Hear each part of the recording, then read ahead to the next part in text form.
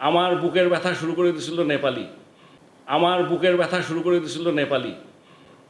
নেপালের সাথে খেলা দেখতে গিয়ে তো বুক ব্যথা শুরু হয়ে গেছে। আরে কি মুশকিল! মানে সো আমি বলছি যে এইবারের টুর্নামেন্টটা খালি আমরা না, আমি বলবো সকলের জন্যই। কারণ আপনারা একটা জিনিস চিন্তা করে দেখেন, বাংলাদেশ না হয় ঠিক আছে ব্যাটিং খুব খারাপ করে, প্লেয়ার ভালো না, মানুষজন বলতেই পারে এই খেলা দেখে। আমরা নিউ ইয়র্কে খেলেছি, আমরা যে মাঠে খেলেছি ওই মাঠে ইন্ডিয়াও কিন্তু 120ও করতে পারেনি, পাকিস্তান 115ও করতে পারেনি।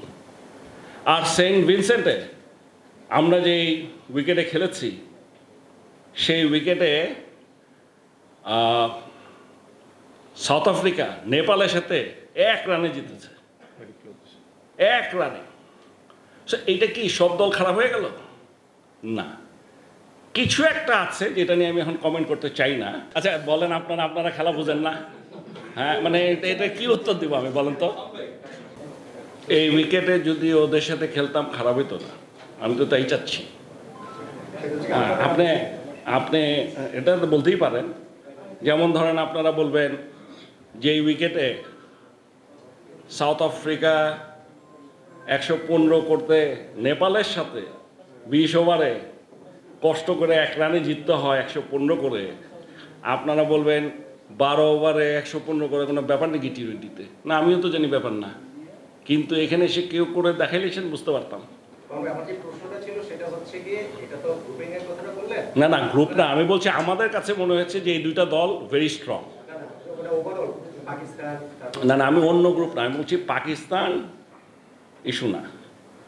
আমার গ্রুপের কথা যদি আসেন আপনি, আমাদের গ্রুপে definitely Sri Lanka is a very strong টি-20 প্লেয়ার, আমাদের চেয়ে ভালো অবস্থানে আছে, এটা আমি জানি, মানে এটা আমার ধারণা। অ্যান্ড ডেফিনেটলি সাউথ আফ্রিকা আমাদের চেয়ে উপরে। এই ওয়ার্ল্ড কাপ ভুলে যান, এর আগে ওয়ার্ল্ড কাপের আগে, আমি বলছি ওয়ার্ল্ড কাপে যাওয়ার আগে আমরা কী ভেবেছি। সো এই দুইটার সাথে জিততে, একটার সাথেও যদি জিততে না পারি তাহলে আমরা সেকেন্ড রাউন্ডে যাওয়ার কোনো সুযোগই নাই। This is what I wanted to say.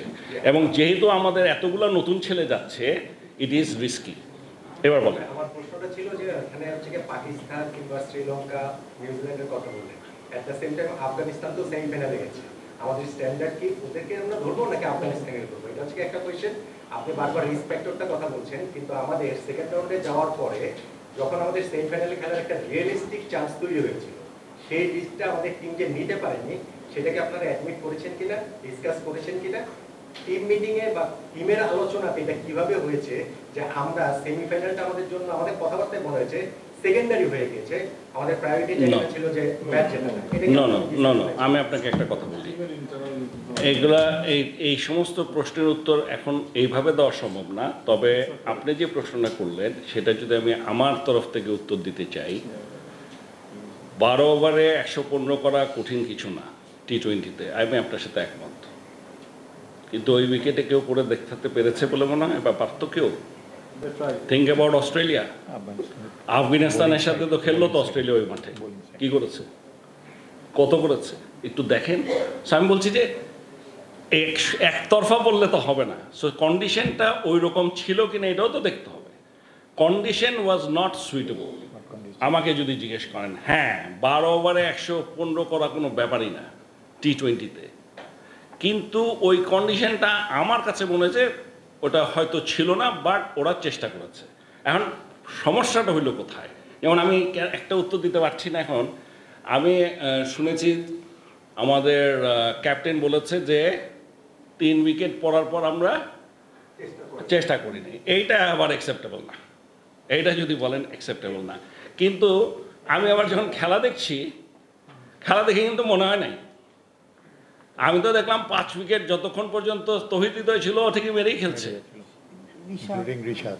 আচ্ছা, তারপরে যদি আপনি আসেন, তারপরেও মাহমুদুল্লাহ রিয়াদ, রিশাদ, রশিদ খানের লাস্ট ওভারে গিয়ে 6 মারতে গিয়ে দুজনে আউট হয়ে আসছে।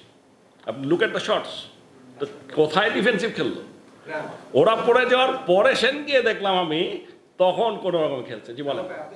ঠিক তার আগের ওভারে যখন আমাদের 19 বলে 43 রান দরকার, এক ওভারে 5টা ডট বল মাহমুদুল্লাহ রিয়াদ দিয়েছে। এখন এই যে আপনি বলছেন যে ওই সময় বাংলাদেশ জয় চেষ্টা করছিল। না আমার কথা হচ্ছে না আমি বলছি আপনাকে একটা যে জিনিসটা বোঝাতে চাচ্ছি, যেই মাহমুদুল্লাহ রিয়াদ আপনারা বলছেন যে 5টা ডট বল খেললো, ঠিক আছে, সেই মাহমুদুল্লাহ রিয়াদ নূরের বলে, খুব সম্ভব নূরের বলে, আমার যতটুকু মনে পড়ে রশিদ খানের বলে 6 মার থেকে আউট হয়ে আসলো। মানে জিনিসটা আমরা এখন এখানে দেখে যা মনে করছি জিনিসটা তা তো না। আমার দৃঢ় বিশ্বাস এটা, যদিও আমি এখনো কথা বলি নাই, যে যদি মাহমুদুল্লাহ রিয়াদ সুযোগ পেত অবশ্যই মারত। এটা হলো আমার ধারণা, কারণ আমার কাছে মনে হয়েছে যদি সুযোগ পেত মারত, আমার ধারণা। হয়তো ওইখানটায় ওর কাছে মানে আচ্ছা আপনি বলেন মানে নেই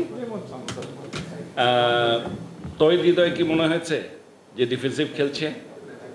ও তো ওর উইকেটটা যখন গেলো ওটা 5 উইকেট কিন্তু। আমি বলছি সবাই যে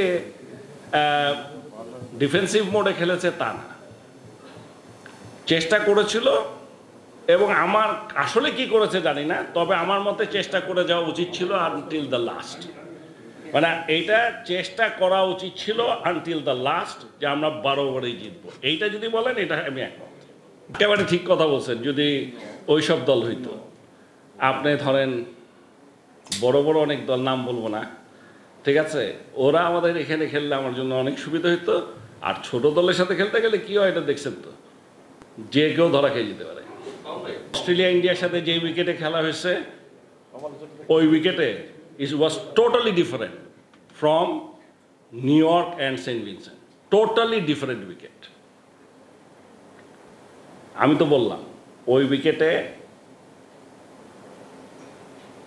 ওদের সাথে যেটা কঠিন।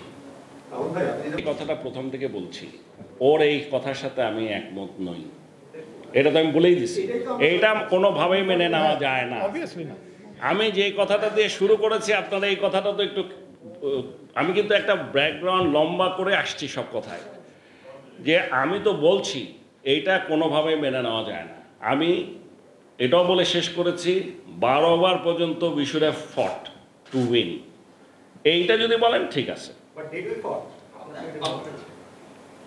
আমি যখন ডিফেন্স করার কথা ছিল তখন দেখছি মারতে গেছে, আর যখন মারার কথা তখন দেখছি ডিফেন্স করতে গেছে। এখন আপনি আমাকে বলেন এটার মানেটা কি?